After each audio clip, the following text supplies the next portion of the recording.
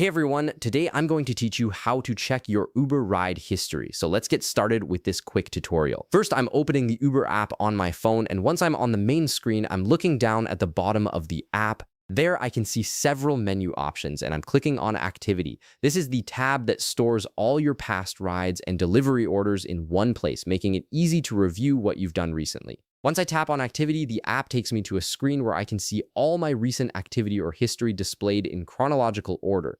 Every ride I've taken shows up here with basic details like the date, time, and destination. This is really useful if you need to remember where you went on a specific day or if you're tracking your spending on rides over time. The layout is simple and straightforward, so everything is easy to read at a glance.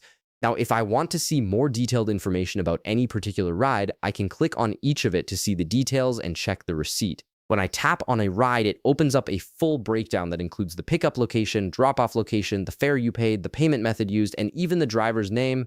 You can also view a map of the route that was taken, which is helpful if you ever need to verify the trip or dispute a charge. Plus, the receipt is right there, so you can download it or share it if you need it for work expenses or personal records. If you're looking for something specific and don't want to scroll through everything manually, you can also click the filter on the top to filter it.